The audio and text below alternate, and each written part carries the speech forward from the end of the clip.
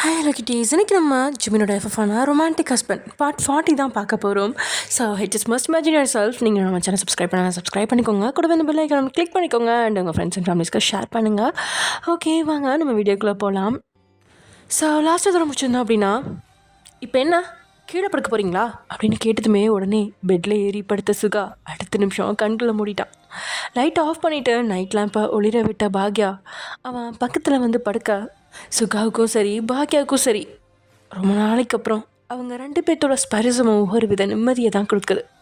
ஒரு பக்கமாக அவனை பார்த்து படுத்தவ அவன் கையெடுத்து தான் கைக்குள்ளே வச்சுக்க சுகா கண்ணை திறந்து பார்க்க, ஆனால் பாக்யாவோ கண்களை மூடி தூங்க முயற்சிச்சிட்ருக்கா. என்ன அதெல்லாம் ட்ரை மட்டும்தான், ஆனால் தூக்கம் தான் வரல. அவளோட கருமணிகள் இங்கேயும் அங்கேயுமா ஓடிக்கிட்டு இருக்க அந்த மூடி இமைகளுக்குள்ள அதை பார்த்துட்டு இருந்தவன் அவளோட முக அழகை தான் அவனை அறியாமல் ரசிச்சிட்ருக்கான். என்னங்க போதும் என்னை பார்த்தது, கொஞ்சம் கண்ணை மூடி தூங்குறீங்களா, காலையில் ஜிமின் வீட்டுக்கு போகணும் அப்படின்னு கண்களை திறந்து பாக்யா அவனை பார்க்காமலே சொல்ல அவன் பேசினதுல அதிர்ந்து வேகமாக கண்களை மூடி இருக்கான் சுகா. அவன் கண்களை மூடினதுமே மெல்லிய புன்னகையோட கண் திறந்து அவனை பார்த்தவ அவன் பக்கத்தில் இன்னும் ஒட்டி படுத்துக்கிறான். ரெண்டு பேரோட நெருக்கமும் ரெண்டு பேத்துக்கும் ஒரு வித வெக்கத்தோடே கலந்த நிம்மதியை கொடுக்க கண்களை மூடி அந்த கதகதப்பை அனுபவிச்சுட்டு இருக்கும் பொழுதே சுகாவோட ஃபோன் அடிக்க ரெண்டு பேத்துக்குமே எரிச்சலாக வருது. சுகா கண்களை மூடிக்கிட்டே தூங்குற மாதிரி பாசாங்க செஞ்ச அவன் நடிக்கிறான் அப்படின்னு தெரிஞ்சதும் வேறு வழி இல்லாமல் அவனை எழுப்பலாம் அப்படின்னு தான் போனான். ஆனால் இந்த நேரத்தில் யார் அடிக்கிறா அப்படின்னு யோசனை வர அவளே எழுந்து யாருன்னு ஃபோனை பார்க்க ஃபோனில் உள்ள பேரை பார்த்ததுமே இவ்வளோ நேரமும் இருந்த இதம் எங்கேயோ அடிச்சுட்டு போயிடுச்சு. அவன் ஃபோனை எடுத்து அவன் காது பக்கத்தில் வச்சுட்டு கை கட்டி அவனை தான் பார்த்துட்ருக்கான். என்ன காது பக்கத்தில் ஃபோன் அடிக்குது அப்படின்னு வேறு வழி இல்லாமல் கண்ணு திறந்த சுகாவோ யார் ஃபோன் அடிக்கிறா அப்படின்னு ஃபோன் எடுத்து அதுலேருந்து நம்பரை பார்த்ததும் கண்ணு நல்லா திறக்க அதுக்கப்புறம் தான் எதிரில் இருந்த பாக்யாவை பார்க்குறான்.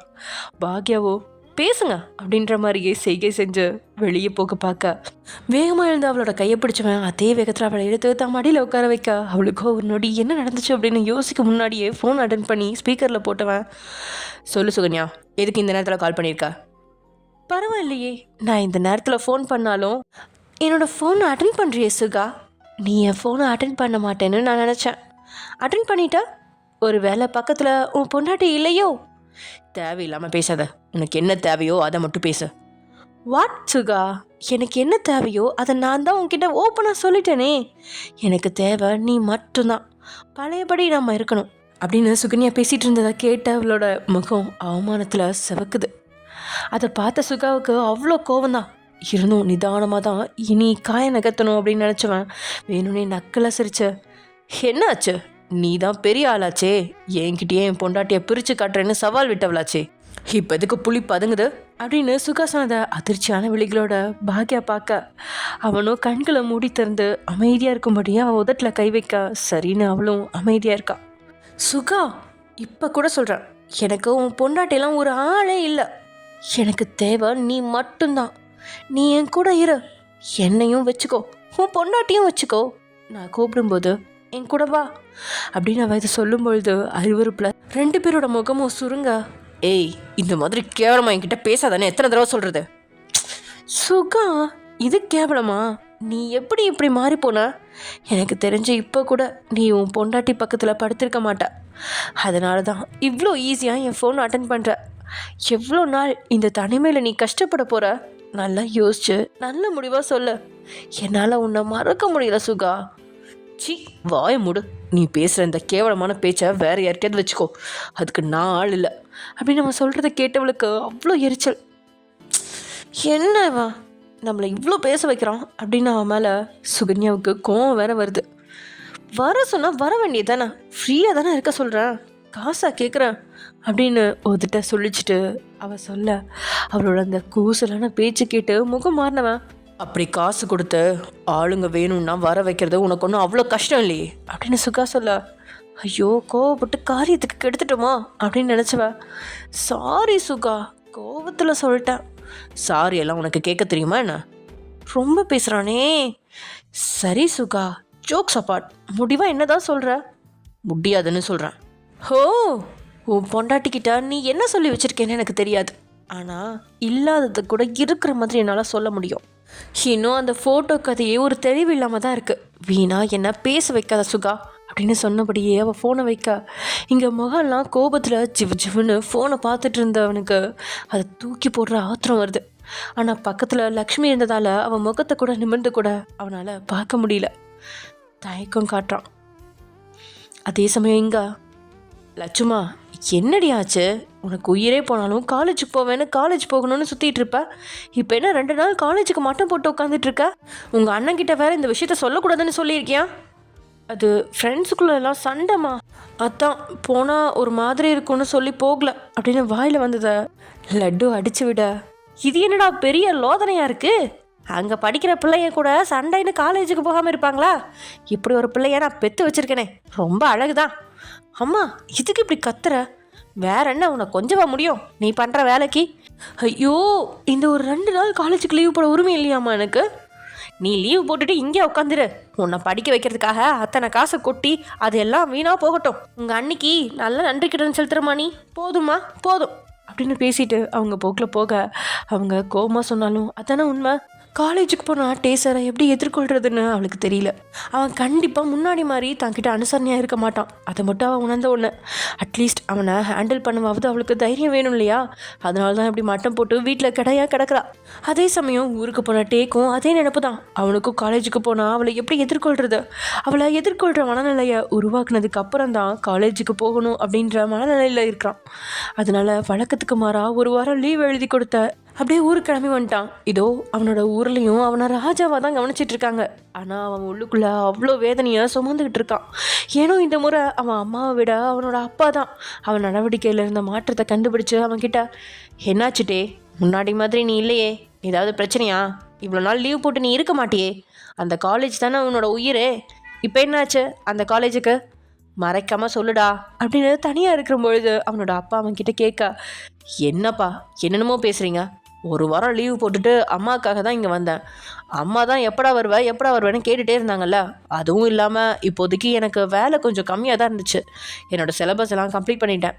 அதனால தான்ப்பா இங்கே இருக்கேன் அப்படின்னு அவன் சொன்னதை கேட்டதுக்கப்புறமும் அவனை சந்தேகமாக பார்த்தவங்க, எதுவும் இல்லைன்னா சந்தோஷம்தான்ப்பா அப்படின்னு சொல்லிட்டு போயிட்டாரு. அதே சமயம் இங்கே ஃபோன் பேசி முடிச்சாச்சு. ஆனால் இன்னும் சுகா அவளை தான் மடியிலேருந்து இறக்கவே இல்லை. அதே நேரத்தில் பாக்யாவும் அவன் மடியிலேருந்து இறங்கலை.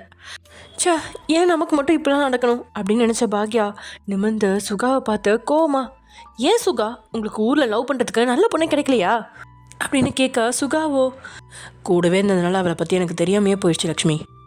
அதாவது காலேஜ் படிக்கும்போது ஒன்றா படித்தோம், வேலை செய்கிற இடத்துலையும் ஒன்றா தான் ஒரே டீமில் வேலை செஞ்சோம். அதனால் தெரில, ஒரு வேளை வெளியிலேருந்து பார்த்துருந்தா அந்த பொண்ணோட கேரக்டர் எனக்கு தெளிவாக தெரிஞ்சிருக்குமா என்னவோ. அது எப்படி சுகா தெரியாமல் போகும்? சின்ன சின்ன விஷயம் கூடவா தெரில? அதெல்லாம் தெரியும் தான் லக்ஷ்மி, ஆனால் சின்ன சின்ன விஷயத்த நான் எப்பவும் பெருசு பண்ண விரும்ப மாட்டேன். அது எந்த ரிலேஷன்ஷிப்புக்கும் நல்லதில்லை. அதனால் நான் கொஞ்சம் பொறுமையாக போயிடுவேன்.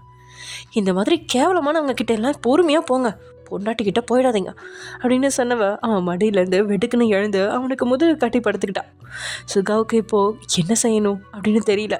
லக்ஷ்மிக்கு கோபம் வந்துருச்சோ, இவ்வளோ நடந்ததுக்கப்புறமா கோவமாக இல்லைன்னா தான் தப்பு அப்படின்னு அவன் மனசாச்சு சொல்ல, அவனும் மெதுவாக இப்போது அவள் பக்கத்தில் படுத்தவன் அவன் முதுக்கத்தோட, விடுங்க லக்ஷ்மி, இப்போ என்ன நடந்துச்சுன்னு உனக்கு கோவம் வருது? ஏதோ புதுசாக விஷயத்த கேள்விப்படுற மாதிரி கோவமாக படுத்திருக்கா? புதுசாக தான் கேள்விப்பட்டிருக்கேன். இவ்வளோ கேவலமானவளாக அவள் இருப்பான்னு அவளோட வாயால் பேசும்போது தான் எனக்கு தெரியுது. அதுவும் எவ்வளோ திமிராக கேட்குறா, எனக்கு அப்படியே பத்திக்கிட்டு வருது சுகா. அவளை ஏதாவது பண்ணி ஆகணும். அதே தான் லக்ஷ்மி நானும் சொல்கிறேன். நீ இப்படி எமோஷ்னல் ஆனால் நம்ம எதுவுமே பண்ண முடியாது அப்படின்னு சொன்னதும் உடனே பாக்யா திரும்பி சுகாவை பார்க்க அவனும் அவளை அர்த்தமாக பார்த்து புன்னகச்ச, ஆமாம், நம்ம 2 பேரோட வாழ்க்கையில் விளையாட அவ யார்? ஆனால் விளையாடிட்டால, நம்மளுக்கு எமோஷ்னலாக இவ்வளோ நாள் வேலை கட்டினால, ஸோ நம்மளும் கொஞ்சம் வேலை காட்டலான்னு நினைக்கிறேன். நீ என்ன சொல்கிற அப்படின்னு கேட்குறான் சுகா. இதுவே சுகன்யா இப்போ பேசினதை லக்ஷ்மி கேட்காம இருந்திருந்தா கண்டிப்பாக இந்த விஷயத்துக்கு ஒத்துக்கிட்டு இருக்க மாட்டான். எவ்வளோ ஆணவமான பேச்சு, எதையாவது செய்யணும் அப்படின்னு அவளுக்கே ஒரு வெறி வந்திருக்கா. இந்த நேரத்தில் ஏதாவது செய்யணும் அப்படின்னு இப்படி சொன்னதும் ஆர்வமாக எழுந்து உட்காந்தவ, ஆமாங்க, கண்டிப்பாக இவளை ஏதாவது பண்ணி ஆகணும். இவளுக்கெல்லாம் பாவம் பார்க்கவே கூடாது. எப்படி இவ்வளோ ஈஸியாக ஒருத்தவங்களோட வாழ்க்கையை சரிக்க பிளான் பண்ணுறா அப்படின்னு பாக்யா எமோஷனல் ஆக, இனிமேல் நீ எந்த டென்ஷனும் ஆகக்கூடாது லக்ஷ்மி, எல்லாத்தையும் நான் பார்த்துக்கிறேன், ஓகேவா? நோ, இதில் பாதிக்கப்பட்டது நானும் தான். ஸ்கெட்ச் போடும்போது என்னையும் கேட்டு தான் போடணும். கண்டிப்பாக மை டியர், அப்படின்னு பாக்யா உடனே முகத்தை திருப்பா. இப்போ நான் என்ன சொல்லிட்டேன்னு எதுக்கு இவ இப்போ மூஞ்சி திருப்பிக்கிறா? ஏய் லக்ஷ்மி, என்ன என்ன என்ன கல்யாணமாகி எவ்வளோ நாளாச்சு? இவ்வளோ நாளில் இவ என்னோடவ தான் அப்படிங்கிற எண்ணம் உங்கள் மனசுக்குள்ளே கொஞ்சமாவது இருந்திருக்கா? சரி ஓகே, 4 வருஷம் எந்த புரிதலும் இல்லாமல் ஓடிடுச்சு. ஆனால் இப்போ இடையில மாறினீங்க. அப்போ கூட நீங்கள் இந்த மாதிரி டியர்னு கொஞ்சலான வார்த்தை உங்கள் வாயிலேருந்து வந்ததே இல்லையே. ஆனால் இன்றைக்கி நான் அதிசயமா இப்படியெல்லாம் பேச்சு வருது? இப்போ என்ன, நான் உங்ககிட்ட கொஞ்சற மாதிரி எதுவும் பேசக்கூடாது அப்படி தானே? அதானே உன் கோவத்துக்கு காரணம்? தேவையில்லை, யாரும் என்ன கொஞ்சம் வேணாம் அப்படின்னு சொல்ல, அதை கேட்ட சுகாவோட முகம் முழுசும் புன்னகையாக மாற அவளுக்கு ரொம்ப பக்கத்தில், ஆனால் அதே நேரத்தில் அவளை தொடாமல் படுத்துக்கவும் அவள் காது பக்கத்தில் அவனோட இதில் கொண்டு வந்த பாக்யா குட்டி, பாக்யா செல்லம், அம்மு குட்டி, பொட்டு குட்டி, என் செல்ல குட்டி அப்படின்னு இவன் பாட்டுக்கு அடுக்கிக்கிட்டே போக இவன் ஒவ்வொரு முறையும் குட்டி குட்டி குட்டின்னு சொல்லும்போது அந்த டீயோட எச்சில் துளிகள் அவள் காதில் சாரலாக பட, அதே நேரம் அவன் கிட்டேருந்து அவன் மூச்சு காத்தோட சூடும் பட அவள் காதோ செவந்த படிப்படியாக அவளோட முகமும் சேர்ந்து செவந்து தான் போகுது. ஒரு கட்டத்துக்கு மேலே புன்னகையோட திரும்பி அவன் நெஞ்சில் கை வச்சு அவனை தள்ளிவிட்டா. என்ன அப்படின்னு வெக்கத்துடனே கேட்கா. என் பொண்டாட்டி முதல் முறையாக என்கிட்ட கேட்டிருக்கா கொஞ்சம் சொல்லி, அதை செய்யாமல் இருந்தால் நல்லா இருக்குமா, அதனால தான் அப்படின்னு சுகா சொல்ல, ஏனோ இப்படி அநியாயத்துக்கு அவகிட்ட வழிஞ்சு நிற்கிற சுகாவை பார்த்து திணறல அவளுக்கு.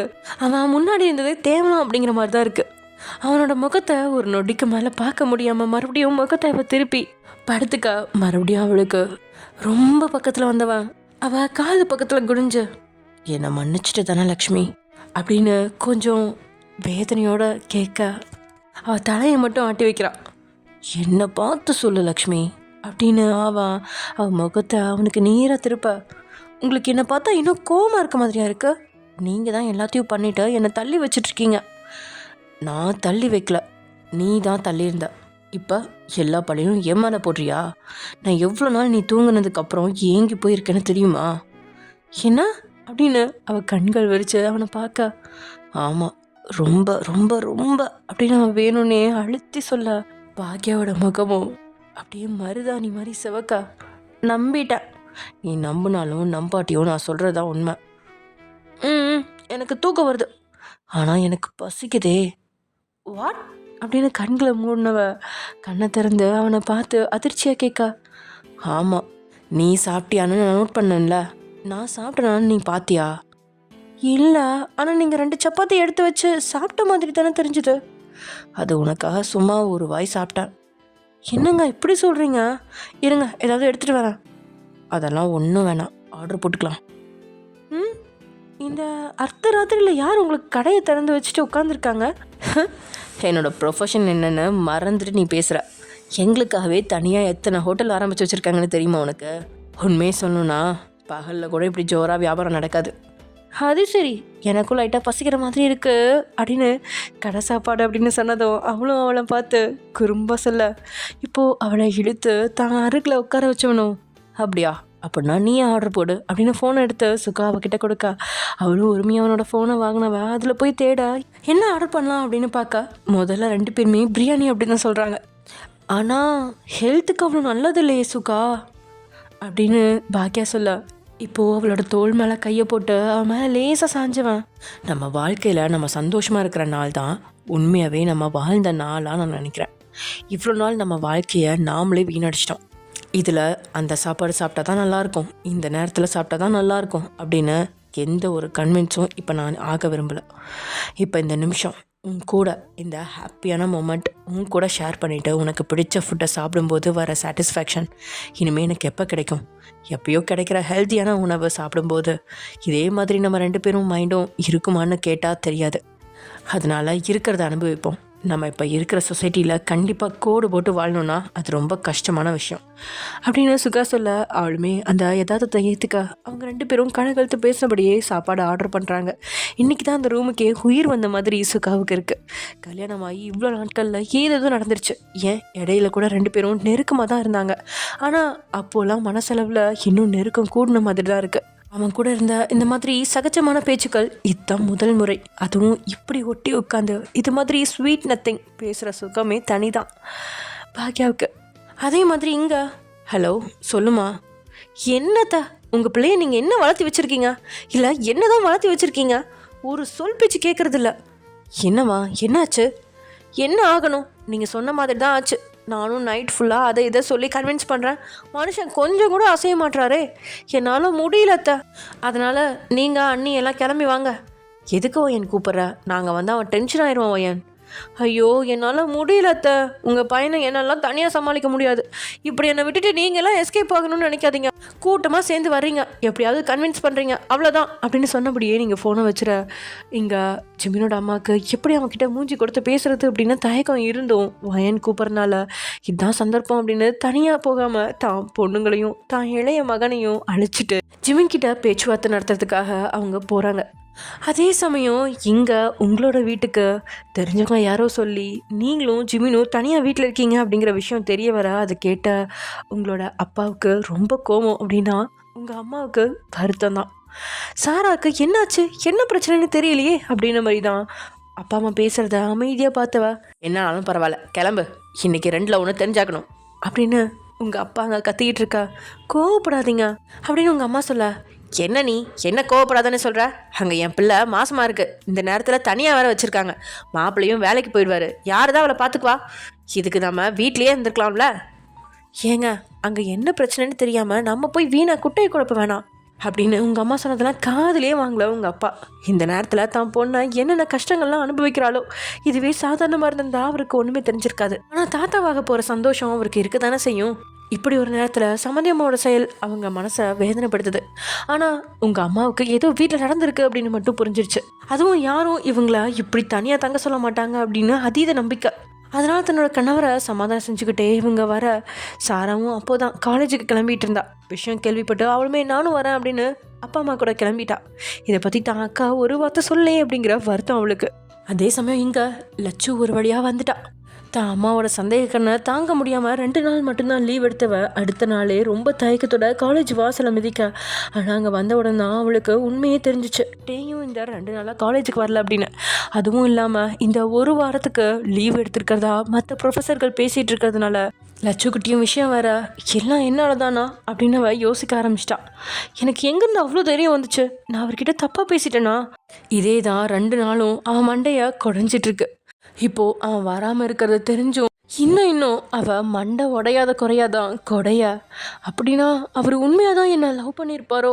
நான் தான் அவரோட லவ்வை சந்தேகப்பட்டேனா? ஆமாம், நான் அன்னைக்கு அப்படி பேசினதும் அவர் முகத்தில் எவ்வளோ வேதனை, என்னால் அந்த வேதனையை பார்க்க முடிஞ்சது தானே அப்படின்ற கேள்விகள் அவளே அவளுக்குள்ளே கேட்டுக்கிட்டா. காலேஜ் முடிஞ்சு வீட்டுக்கு போகும்போது கடைசியாக அவன் கூட அவள் ஸ்டாஃப் ரூமுக்கு பின்னாடி போனது, அதுக்கப்புறம் பார்க்கிங் ஏரியாவில் வெயிட் பண்ணது, அதுக்கப்புறம் வெளியே மெயின் ரோட்டில் வந்து அவன் கூட பைக்கில் ஏறினது அப்படின்னு எல்லா நினைவுகளும் வந்து அன்னைக்கு லட்டுவாகவே இல்லை. அந்த அளவு டேயை மிஸ் பண்ணுறா.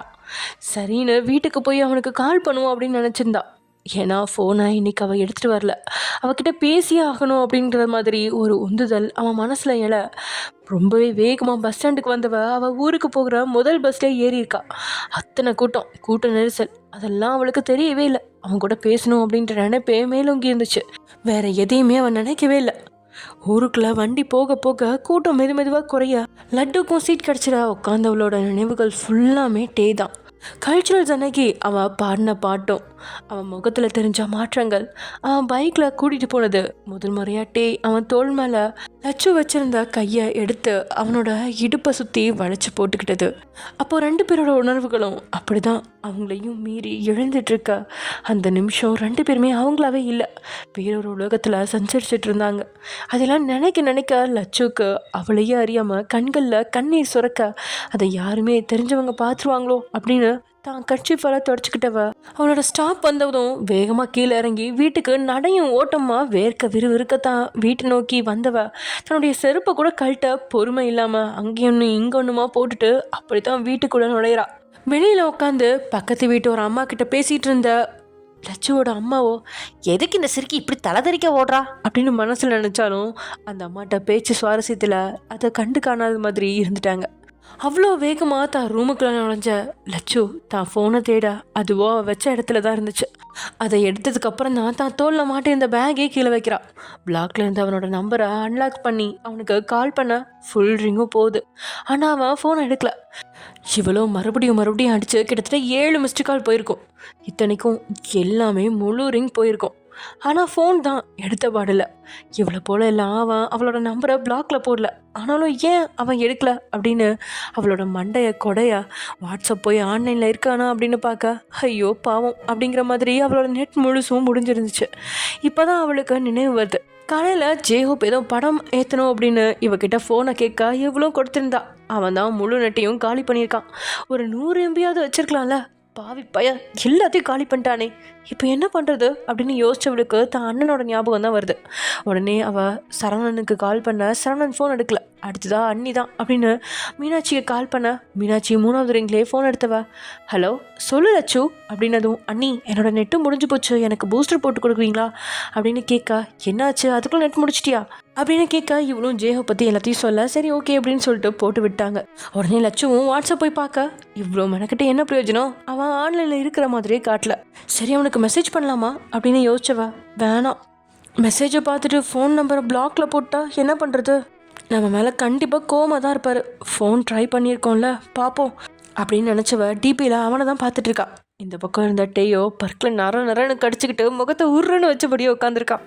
ஆமாம், ஒரு வாரம் வீட்டில் தங்குறேன் அப்படின்னு டே சொன்னது ஒரு குத்தமா அப்படிங்கிற மாதிரி அவனோட அம்மா உள்ளூர்லேயே ஒரு பொண்ணை தேர்ந்தெடுத்து அந்த பொண்ணை பார்த்துட்டு போயிடுவோம் அப்படின்னு சொல்ல இவன் முடியவே முடியாது அப்படின்னு சொன்னாலும் அதை அவங்க காதில் போட்டுக்கவே இல்லை. ஒரு கட்டத்துக்கு மேலே அவனாலையும் மறுப்பு சொல்ல முடியாமல் இதோ கும்னா மூஞ்சியோட வந்து உட்காந்துருக்கான் பொண்ணு வீட்டில். ஆனால் டேயோட அம்மாவோ இந்த சம்மந்தமே கைகூடி வந்துடும் அப்படிங்கிற மாதிரி அவ்வளோ ஹாப்பியாக பேசிகிட்டு இருக்க. உண்மையில் இப்போ தான் அவனுக்கு பயமே பிடிச்சிருக்கு. எப்படியும் தன்னை மீறி எதுவும் நடக்காது அப்படின்ற தைரியத்தில் தான் அவன் உட்காந்துருந்தான். ஆனால் அதுக்குள்ளே இவனை பார்த்துட்டு போன அந்த பொண்ணும் இவனை பிடிச்சிருச்சு அப்படின்னு சொல்ல அப்புறம் என்ன பொண்ணே பிடிச்சிருச்சுன்னு சொல்லிச்சு, இதுக்கு மேலே என்ன இருக்குது, பேசாமல் பூ வச்சுட்டு போயிடலாமாங்க அப்படின்னு டேயோட அப்பா காதை கடிக்க டேயோ தான் அம்மாவையும் முறைச்சி எழுந்து போக பார்க்க உடனே அவனோட கையை இழுத்து பிடிச்சி உட்கார வச்சு மழுப்பிலான சிரிப்போட எதுக்கும் ஜோசியரை கேட்டுகிட்டே முடிவு பண்ணுவோம், அவங்க கொடுக்குற நாள் ரொம்ப விசேஷமான நாளாக இருக்கும், இது கல்யாண விஷயம், எடுத்தோம் கவுத்தோன்னு ஏதோ செஞ்சிட வேணாம் இல்லைங்க அப்படின்னு அவன் அம்மாவோ அப்படியே அந்தர் பல்ட்டி அடிக்க அதுக்கப்புறம் தான் டே அமைதியாக உட்காந்துருக்கான். ஒரு வழியாக பொண்ணு வீட்டிலேருந்து வீட்டுக்கு வர்ற வரைக்கும் இவன் தான் ட்ரைவ் பண்ணிகிட்டு இருந்தது. ஆனால் ஒரு வார்த்தை பேசல, அமைதி மட்டும்தான். காரில் அவனோட அம்மாவும் கழகத்துக்கிட்டே வர எதுக்குமே டேக்கிட்டு இருந்து பதில் இல்லை. ஒரு கட்டத்துக்கு மேலே டேயோட அப்பாவே எதுவும் பேசாதம்மா காது வலிக்குது அப்படின்னு சொல்லிட அவரோ முகத்தை திருப்பிக்கிட்டாங்க. ஆனால் இதை விட சுவாரஸ்யமான சம்பவம் என்னென்னா லட்சுவுக்கு தான் அந்த சிங்கிங் காம்படிஷனில் ஃபர்ஸ்ட் ப்ரைஸ் கிடச்சிருக்கு. அந்த விஷயத்த லட்சுவோட ஃப்ரெண்ட்ஸ் மூலயமா தெரிஞ்சுக்கிறா. ஆனால் அதில் அவளுக்கு எந்த ஒரு சந்தோஷமும் கிடையாது. ஒரு வேளை பக்கத்தில் டே இருந்திருந்தா சந்தோஷப்பட்டிருப்பாளோ என்னவோ. அவனை நோகடிச்சிட்டு இந்த சந்தோஷத்தை அவளால் அனுபவிக்க முடியல. ஆனால் சாந்தா மேம் இது வரைக்கும் டேக்கு இந்த விஷயத்த சொல்லலையே அப்படின்னு நினைவு வர சாந்தா மேம் டேக்கு கால் பண்ண அந்த நேரம்னு பார்த்து சரியாக டே பொண்ணு வீட்டில் இருந்தான். அப்போது டே கிட்ட ஃபோன் கிடையாது. அவங்க கால் பண்ணும்பொழுது அவனோட ஃபோன் அவனோட அம்மா கையில் தான் இருந்துச்சு. அவங்களும் உடனே அட்டன் பண்ணி யார் இந்த நேரத்தில் அப்படின்னு காதில் வைக்க சாந்தா மேம் ஹலோ டே அப்படின்னதும் ஹலோ யாருங்க, டே நம்பர் தானேங்க இது, அவன் என் பிள்ளை தாங்க சொல்லுங்கள். அப்படியா, டே சாரோட அம்மாவா, நான் அவர் கூட வேலை செய்கிற லெக்சரர் தாங்க. இல்லை டே காலேஜுக்கு வரல, அதான் என்ன விஷயம்னு ஒரு வாரம் லீவ் வேறு போட்டிருக்காரு. அது வேற ஒன்றும் இல்லைம்மா, நாங்கள் எல்லாரும் இப்போ பொண்ணு வீட்டில் இருக்கோம், பொண்ணு பார்க்குறதுக்காக தான் ஒரு வாரம் லீவ் போட்டிருப்பான் போல். ஓ அப்படியா விஷயம், சரி நான் வேற இந்த நேரத்தில் டிஸ்டர்ப் பண்ணிட்டேன், நீங்கள் பாருங்கள் அப்படின்னு சாந்தா மேம் சொல்ல வேண்டியதெல்லாம் சொல்லாமல் ஃபோனை வச்சிட. ஆனால் இங்கே சாந்தா மேம் பக்கத்தில் இருந்த எல்லார் காதலையும் இவங்க பேச்சு விழுந்துருச்சு. என்னாச்சு மேம் யார் அப்படின்னு விஷயத்தை கேள்விப்பட்டு டேக்கு கல்யாணமா அப்படிங்கிற மாதிரி போயிடுச்சு. ஸ்டாஃப் ரூம் முழுக்க இதே பேச்சாக இருக்கா. அப்படியே அது கசிஞ்சு ஸ்டூடெண்ட்ஸ்க்கும் போயிடுச்சு. ஆமாம், அடுத்த நாளே எல்லாத்துக்கும் விஷயம் காட்டு தீ மாதிரி பரவிடுச்சு. லட்சு காலேஜுக்குள்ளே நுழைஞ்சதுமே இந்த விஷயத்தை பற்றி அவளோட ஃப்ரெண்ட்ஸ் ஆரம்பத்தில் பேசும்போது அதை பற்றி கவனிக்காமல் தான் இருந்தா. ஆனால் அதுக்கப்புறம் தான் அவங்க பேசின பேச்சில் டே பேர் இடம் பெறவும் அதை உன்னிப்பாக கவனிச்சவ நீங்கள் எல்லாம் எதை பற்றி பேசுகிறீங்க அப்படின்னு கேட்கா. ஏய் லட்சு, உனக்கு விஷயமே தெரியாதா, நம்ம டே சார் இருக்கார்ல அவருக்கு கல்யாணமா என்ன அப்படின்னு அதை கேட்ட உடனே அவன் விழிகள் பெருசாக விரிஞ்சு அதிர்ச்சியை காட்ட ஓய் நீ எதுக்கடி இந்தளவு ஷாக் ஆகுற, நாங்களே அந்த மனுஷன் எப்போ கல்யாணத்தை பண்ணுவார் எப்போ பிஸி ஆவாருன்னு காத்துட்டு இருந்தோம். இந்த விஷயத்த கேட்டதும் எவ்வளோ ஹாப்பியாக இருக்குது தெரியுமா? இனிமேல் சாருக்கு ஃபோனில் கடலை போடவே நேரம் சரியாக இருக்கும். அதனால் நமக்கு ஸ்பெஷல் கிளாஸ் எல்லாம் கட் ஆகிடும். ஜாலி ஜாலி ஜாலி அப்படின்னு ஃப்ரெண்ட்ஸ் எல்லாம் கும்மாலம் போட, ஃப்ரெண்ட்ஸ் முன்னாடி எதையும் காட்ட முடியாமல் மழுப்பிலான சிரிப்போட அப்படியே கொஞ்ச நேரம் உட்காந்துருந்தவா ரெஸ்ட் ரூம் போயிட்டு வரேன் அப்படின்னு சொல்லிட்டு வெளியே யாரும் இல்லாத இடத்துல வந்து உட்காந்தவளுக்கு நெஞ்சில் சொல்ல முடியாத ஒரு வலி. சொல்லாத காதல் தான், ஆனால் வலி அதிகமாக இருக்குது. இது வரைக்கும் லட்சு எதுக்குமே இந்தளவு ஆசைப்பட்டது கிடையாது. அவளோட உலகமே சின்னது தான். அவள் அண்ணி வந்ததுக்கப்புறம் அவளுக்கு இப்படியும் வாழலாம் அப்படிங்கிற ஒரு வாழ்க்கையை காட்டி கொடுத்தா மீனாட்சி. அந்த பாதையில் பயணிச்சவளுக்கு இடையில டேமால ஏற்பட்ட அந்த புதுவித உணர்வு யார் மேலேயும் அவளுக்கு ஏற்பட்டதில்லை. இப்போ தான் அவளுக்கு கொஞ்சம் கொஞ்சமாக உரைக்கவே ஆரம்பிச்சது. அவன் பக்கத்தில் இருக்கும்பொழுது அவ்வளோ பாதுகாப்பான உணர்வை அவன் அவளுக்கு கொடுத்துருந்தான். அது எல்லாமே உணராமல் எப்படி நான் இப்படி ஒரு வார்த்தையை அவரை நோக்கி வீசிட்டேன் அப்படின்னு நொந்தவ. அவ்வளோதான், ஏன்னா அவர் சுத்தமாக வெறுத்துட்டாரு போல, அதனால தான் கல்யாணம் பண்ணிக்க முடிவு பண்ணிட்டாரு அப்படின்னு தனக்குள்ளே பேசவே கண்கள் ரெண்டுலேயும் கண்ணீர் பெருக அதை தான் 2 கைகளாலையும் தொடச்சவ. சரி, நான் பண்ணது தப்பு, நான் பண்ணதுக்கு தண்டனை அனுபவிச்சு தானே ஆகணும். அவராவது நல்லா இருக்கட்டும், அவருக்கு ஏற்ற மாதிரி அழகான வசதியான பொண்ணாக தான் பார்ப்பாங்க. அந்த பொண்ணை கல்யாணம் பண்ணிக்கிட்டு அவர் சந்தோஷமாக இருப்பார், அதுவே எனக்கு போதும் அப்படின்னு மனசுக்குள்ளே அவளுக்கு அவளே சொல்லிட்டு ஆறுதலை தேடிக்கிறான். எப்பவுமே கையில் இருக்கும்போது ஒரு பொருளோட அருமை தெரியாதுன்னு சொல்லுவாங்க. எனக்கு தான் அது சரியாக இருக்கு. அவர் என் பக்கத்தில் இருக்கும்போது அவரோட அருமை எனக்கு தெரியாமே போயிடுச்சு அப்படின்னு சொல்லி லட்சுவும் கண்ட்ரோல் பண்ண முடியாமல் அழுதுகிட்டே இருக்கா. அதே சமயம் எங்க ஜிமின் எவ்வளோ சொல்லியும் சமைக்கிறேன் அப்படின்னு நீங்கள் கிச்சனுக்குள்ளே போய் நின்றுக்கா. ஜிமினால் உங்களை தடுக்கவும் முடியல. அதே நேரத்தில் உங்களை இங்கே தனியாக விட்டுட்டு ரூமில் போய் உட்காந்து வேலை பார்க்கவும் முடியாது அப்படின்னு நினச்சவன் ஹால்லே அவனோட சிஸ்டமை வச்சு சோஃபாவில் உட்காந்தபடியே வேலை பார்த்துட்ருக்கா. இது ஒரு வகையில் உங்களோட பிளான் தான். ஆமாம், ஃபோன் செஞ்சு தன்னோட புகுந்த வீட்டினரை வர சொல்லிட்டீங்க. அவங்க வரும்போது ஜிமின் ரூமில் இருந்தால் எப்படி அப்படின்னு தான் அவனை ஹால்லே உட்கார வச்சு அவங்க வர்றாங்களா அப்படின்னு எட்டி எட்டி பார்த்துட்ருக்கீங்க. எப்போ ஃபோன் பண்ண இன்னும் வரல? இந்த அத்தைக்கு கொஞ்சம் கூட பொறுப்பே இல்லை. புள்ள வளர்த்து வச்சுருக்காங்க பாரு, புடிவாதக்கார பிள்ளைய அப்படின்னு திட்டிக்கிட்டே நீங்கள் வேலையை பார்க்க ஹாலில் உட்காந்துருந்தவனுக்கும் வேலையில் கவனத்தை செலுத்தவே முடியல. பின்ன ப்ரெக்னெண்ட்டாக இருந்துட்டு இப்படி கிச்சனில் சமைக்கிறேன்னு ஒரே இப்படியாக நிற்கிறாளே, அம்மா பக்கத்தில் இருந்தாலாவது பரவாயில்ல, யாரும் உள்ளே வேணாலும் என்ன தான் பண்ணுறாவா அப்படின்னு அடிக்கடி உள்ளே எட்டி பார்த்துட்டு இருந்தவனுக்கு ஒரு கட்டத்துக்கு மேலே இருப்பு கொள்ளாமல் எழுந்து உள்ளே என்ன செய்கிறா அப்படின்னு எட்டி பார்க்க உங்களோட கவனம் எல்லாமே வர்றவங்க வந்துட்டாங்களா அப்படின்றதுல இருந்தாலும் சமையல்லையும் ஒரு கண்ணாக தான் இருக்கீங்க. அவனுக்கு பிடிச்ச டொமேட்டோ ரைஸ் தான் பண்ணிகிட்ருக்கீங்க. ஒரு முறை ஜிமின்கிட்ட கேட்டிருக்கீங்க, நான்வெஜ் அப்படின்னா அவன் பிரியாணி தான் முதல்ல சொல்லுவான். ஆனால் இதுவே வெஜிடேரியன் அப்படின்னு கேட்கும்போது வெஜிடேரியன் இல்லை, சின்ன வயசில் ஸ்கூல் போகும்போது அம்மா தக்காளி சோறு கட்டி தருவாங்க, அது இப்போ நினைக்கும் போதே நாக்கில் எச்சி ஊறுது, அவ்வளோ டேஸ்ட்டாக இருக்கும். அப்போதைக்கு எங்ககிட்ட அவ்வளோ வசதியெல்லாம் இல்லை, வாங்குகிற சம்பளம் வயிற்றுக்கும் வாய்க்குமே சரியாக போகும். அப்படி இருக்கிறப்ப அந்த சமையல் எனக்கு ரொம்ப பிடிச்சிது. ஆனால் இப்போ எங்கே அம்மாவை செய்ய சொன்னால் அதில் முந்திரி பருப்பு நெய் அதை இதை போட்டு செய்வாங்க, அந்த டேஸ்ட் வரவே வராது. நானும் 2-3 தடவை கேட்டிருக்கேன், முந்திரி அது இது போடாமல் செய்யுமா அப்படின்னு. ஆனால் அது எப்படி செஞ்சாலும் அந்த டேஸ்ட் வரவே மாட்டேங்குது வயன் அப்படின்னு உங்ககிட்ட சுவாரஸ்யமாக அந்த விஷயத்த ஷேர் பண்ணியிருக்கான் ஜிமின். அதை ஒரு நாள் நீங்கள் தனியாக இருக்கும்போதும் நீங்கள் நெட்டில் சர்ச் பண்ணி செஞ்சும் கொடுத்தீங்க. அதை சாப்பிட்டவனும் வாவ் இதான் வயன், இதே டேஸ்ட் தான், நான் கூட உங்ககிட்ட ஒரு தடவை சொல்லியிருக்கேன்ல அப்படின்னதும் உடனே அவனுக்கு மின்னல் வட்டா, ஏய் அதை மனசில் வச்சுட்டு தான் இதை நீ இன்னைக்கு செஞ்சியா அப்படின்னு கேட்டதும் நீங்களும் மின்னகையோட ஆமாம் அப்படின்னு தலையாசிச்சிங்க. இதில் நான் ஒன்றுமே போடலைங்க, சும்மா வெங்காயம் தக்காளி பூண்டு அப்புறம் மஞ்சப்பொடி உப்பு மிளகாப்பொடி அவ்வளோதான் போட்டிருக்கேன். அதுதான் வயன், நாங்கள் ஒன்றுமே இல்லாதப்ப இது மட்டும் போட்டு தான் அம்மா செய்வாங்க. இப்போ செய்ய சொன்னால் பிரியாணி ரேஞ்சுக்கு செய்கிறாங்க, அதுவும் நல்லா தான் இருக்கும், பட் இதில் உள்ள டேஸ்ட்டு அதில் வரமாட்டேங்குது அப்படின்னு சொன்னபடியே நல்லா சாப்பிட்றான் ஜிமின். அதுக்கப்புறம் நீங்கள் சமைச்சு தர வாய்ப்பு அமையாமலே போக இதோ இப்போ தான் வம்படியாக சமைக்கிறேன் அப்படின்னு வந்து நிற்கிறீங்க. ஜிமின்காக நீங்கள் காயெல்லாம் கட் பண்ணுற அழகை பார்த்தவன் ரொம்ப நாளைக்கு அப்புறம் உங்களை ரசிக்க ஆரம்பிக்கிறான். இடையில ஏற்பட்ட பிரச்சனைகள் அப்புறம் இதில் உங்கள் அம்மா வீட்டுக்கு போனது அப்படின்னு உங்கள் மேலே காதல் குறையாம தான் இருந்துச்சு. ஆனால் இது மாதிரி ரகசிய அந்த ரசிப்புகள் எதுவுமே இல்லாமல் வாழ்க்கை அது போக்கில் போக இப்போ தான் அவனுக்கு அதுக்கான நேரமே அமைஞ்சிருக்கு. கதவுல சாஞ்சபடியே அவன் அவங்கள ரசிக்க நீங்களும் இவனுக்காக புடவை தான் கட்டியிருந்தீங்க. இவனும் சொல்லிட்டான், இந்த நேரத்தில் கஷ்டமாக இருக்கும் வேறு ட்ரெஸ் போடு அப்படின்னு. அதெல்லாம் ஒன்றும் இல்லைங்க, இப்போ தான் மாடர்ன் ட்ரெஸ் எல்லாம் வந்திருக்கு.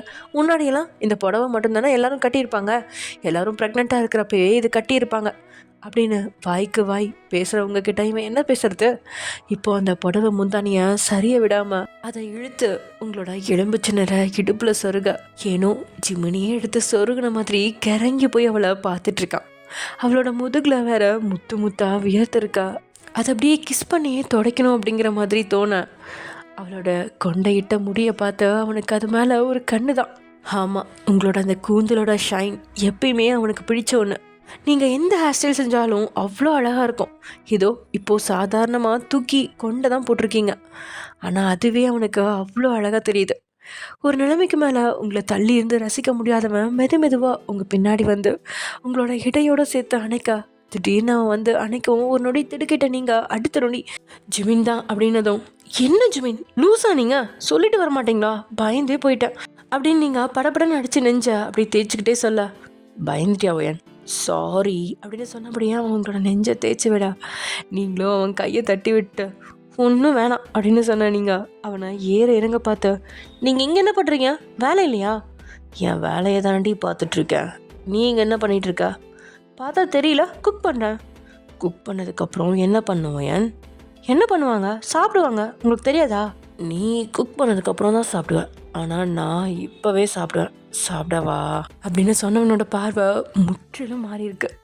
உடனே அவனை உங்ககிட்ட இருந்து விளக்கி தள்ளி நிறுத்துற நீங்கள், பொறுக்கி என்ன இந்த நேரத்தில் அப்படின்னு சொன்னவங்கள மறுபடியும் பக்கத்தில் எடுத்துவான். இப்போல்லாம் ரொம்ப கம்மியாக இருக்கு ஓயன். என்ன? நம்ம ரொமான்ஸ் தான்.